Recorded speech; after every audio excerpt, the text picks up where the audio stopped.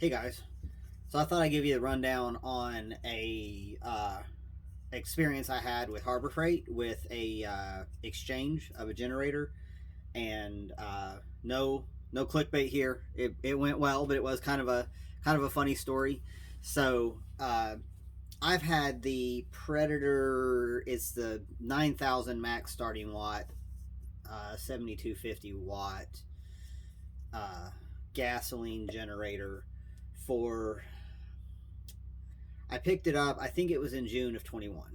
It wasn't too long after we got the solar installed here at the cabin. And so it's our backup generator.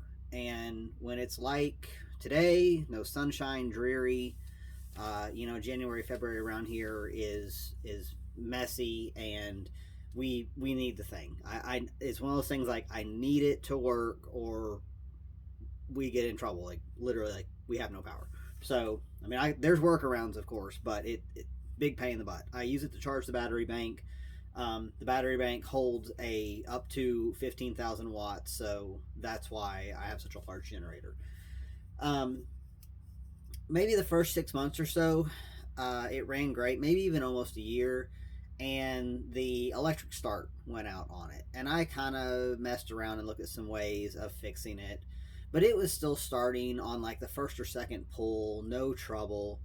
And my wife was able to start it with a pull start, so I didn't really worry about it. I just kind of had it in the back of my mind of like maybe I'll swap out that switch or see if Dad wants to help me address the starter motor and kind of go from there because it was still being quite reliable. And then it got really ornery about starting, and so I just figured I've wound up with some water in the fuel. We'd had a bunch of rain. Even though I keep the fuel stored in dry boxes, stuff happens. Condensation happens. So I uh, cleaned the carb, did all the usual maintenance, cleaned the air filter, and put it all back together. And it kind of started behaving itself again. It was still being a little bit difficult, wanting several pulls before starting, but it would eventually start. And I was starting to think maybe I need to look at getting this guy replaced before my extended plan is up. So I had the 1 year warranty, and then I bought the 2 year extended plan, and which I think maybe around the time was like $100 or something like that. So, uh, and then it became unreliable again with starting. So I figured might as well take the carb apart and and not just be hitting it with cleaner, but actually take the carb apart and see if I can identify a problem. And as soon as I took the air filter portion off, it was quite obvious what the problem was. The choke plate had broken off. The little shaft that it sits on is plastic, and it had snapped off, and so the choke was always open. That's not going to work. It didn't look like something that I could easily replace, but I still kind of didn't. Well, obviously I could replace the whole carb, which is ultimately what I did, but I did not. I wasn't. I still didn't want to take the dang thing back to Harbor Freight. It's heavy. I was gonna have to move it a considerable distance to get it onto the trailer, so I just wasn't crazy about taking it back. So I ordered a carb, which was around $35 on Amazon. They're readily available, and I put it in with some, a little bit of assistance from my brother and dad. They've recently kind of schooled me on some carb maintenance, so but it continued to be very stubborn to start. And I changed the spark plug. I did the whole thing. I did all the YouTube suggestions, all my dad's suggestions, and it's like it wouldn't prime. It's like the carb would not prime. And I started looking at hoses, and I changed out one fuel hose, but there was an air hose that was getting cracked and disintegrating. And of course, the electric start still didn't work. And so finally, I was like, you know what? I'm going to get this thing swapped out. I bought this plan. I'm going to use it. So I called them up. This is like 2 days after we've had sub-zero temperatures, and everybody's power has been out, and there were rolling blackouts. And of course, they have no generators in stock naturally. And I waited about a week and called them back, and they said they had some in stock.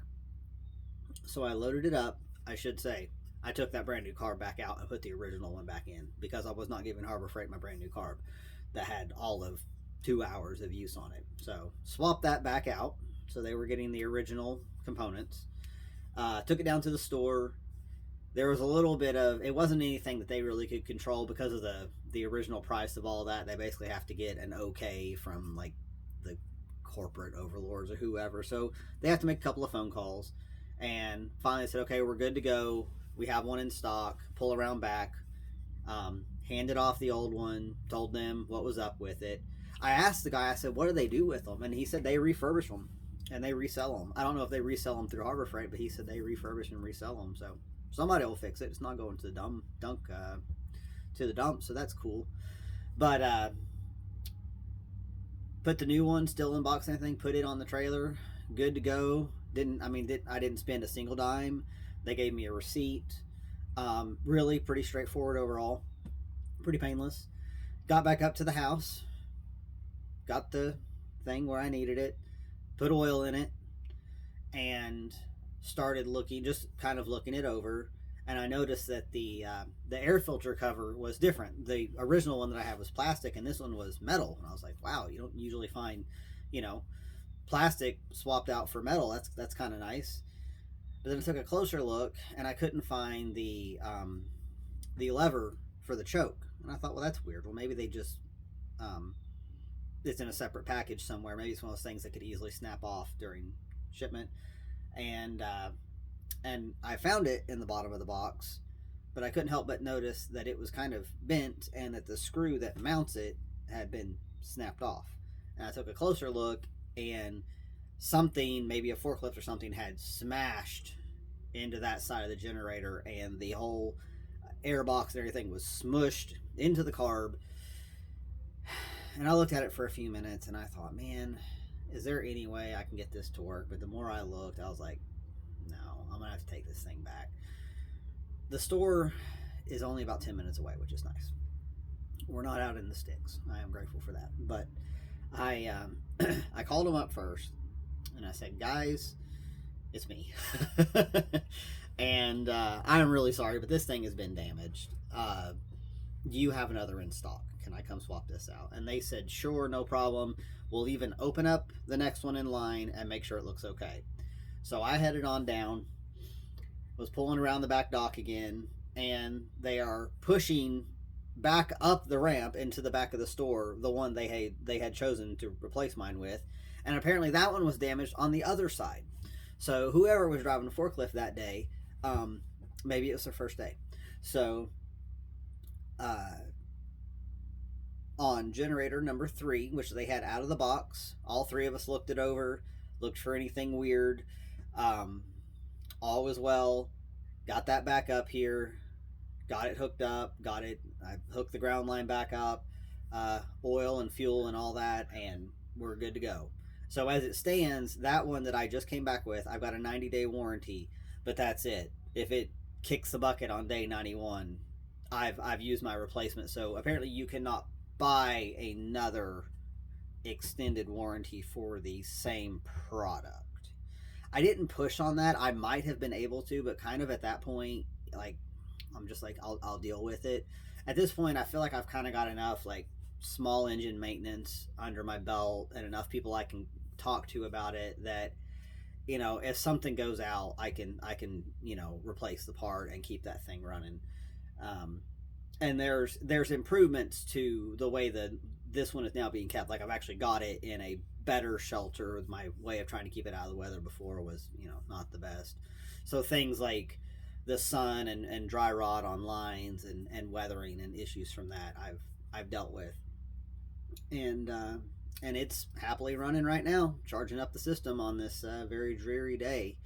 So and I should say, when I went to the store, I didn't even have my receipt. I mean, I'm sure Angel could have dug it out because we keep stuff like that, but they just looked it up by my phone number. So I give Harbor Freight an A on the exchange and all that, and the person driving the forklift or whoever a D for crashing into stuff.